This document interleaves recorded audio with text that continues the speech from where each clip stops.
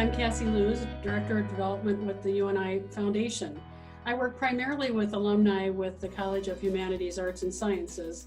And today we're going to take this virtual opportunity to get to know our Dean, John Fritch, a little better and learn how our college is meeting the challenges of COVID-19. Hi, John. Hey, Cassie. First of all, can you tell us a little bit about yourself and a little bit about your history at UNI? Sure. As you mentioned, I'm the Dean of the College of Humanities, Arts, and Sciences.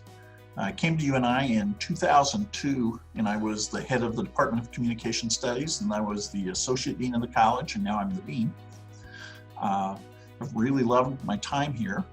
One interesting thing about me is that my wife is an alum. She got her master's degree in math education, and one of my sons is an alum. He got his bachelor's degree in physics from UNI. So I am the outsider in that I'm not an alum. That you're a Panther family, it sounds Oh, like. yes, very much so.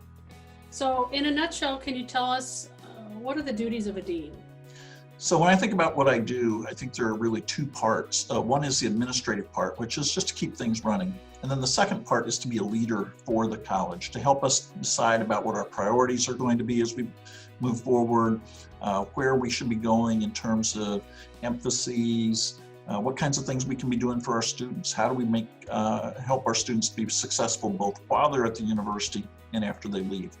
One of the things I think about is we want our students to be successful professionally, as public citizens, and in their private lives. And so trying to think about how our curriculum aligns and the experiences they have outside the classroom, help them to meet all three of those goals. Can you share a little bit about what your leadership principles are? Sure. So I think that whenever I think about what my leadership principles are as a dean, I think of three things. The first is student success. It's critical at UNI and in the College of Humanities, Arts, and Sciences that we help our students to be successful. And again, when we think of success, we think about them staying in college, receiving the degree, and graduating with low student debt. And then being successful once they leave the university. And we think of success fairly broadly. We do not think of it as just making a lot of money. There are a lot of unhappy people who make a lot of money. We want our students to be contributing to their communities, contributing to families, and also successful in their profession. So student success is the first. Second is faculty support. We want our faculty, we have outstanding faculty at the University of Northern Iowa, and we want them to know that we support them and find ways to help them be better, even better at what they do. And the third thing I think a lot about is kindness. That we want our students and faculty to know that we care about them.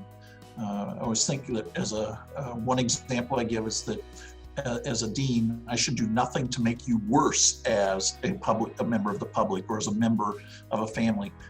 Nothing that we do in the college should make you want to go home and be mean to your dog or children. But that goes beyond that. It goes to helping people find the right way for them to be successful.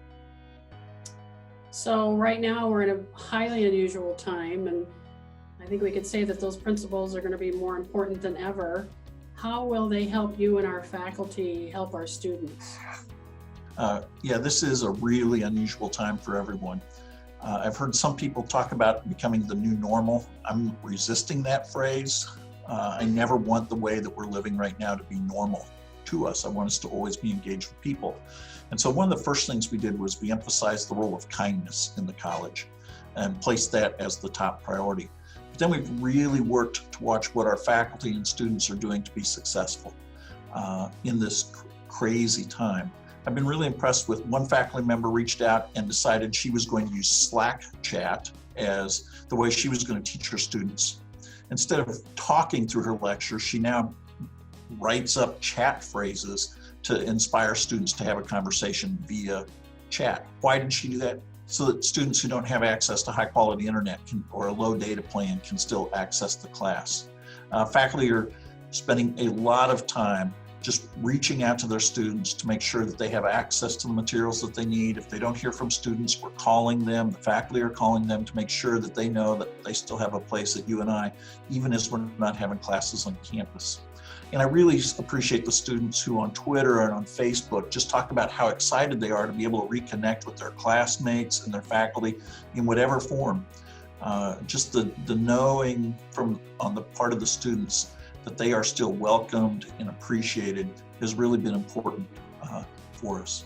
And then the last thing that I've thought about, I was in a meeting with some folks, and a member of the art department said, as I was talking about these 3 principles, looked at me and said, John, there's one other one that you need to add. And that one is, we're all PhDs, we're all very smart people, we'll figure it out. And that's kind of become our motto. We're smart, we'll figure it out. And I don't mean that in a sense that we're better than other people, but we have confidence in our faculty to be able to teach and instruct students and work with them to help them be successful. And those examples I talked about, I think, are really prime examples of that. You know, we've got, just talked to Kramer Milan in the School of Music and how he has checked out instruments to students in percussion so they can continue their lessons. And as they were in a bit of panic, he reminded them that over their course of 4 years, these 5 weeks are approximately 4% of their education. And so they'll be fine when they get done. And it's that kind of reassurance and compassion and care for our students that I'm really proud of. We are figuring it out. Thank you, John. And thanks everybody for listening to our little video. Bye-bye and be well.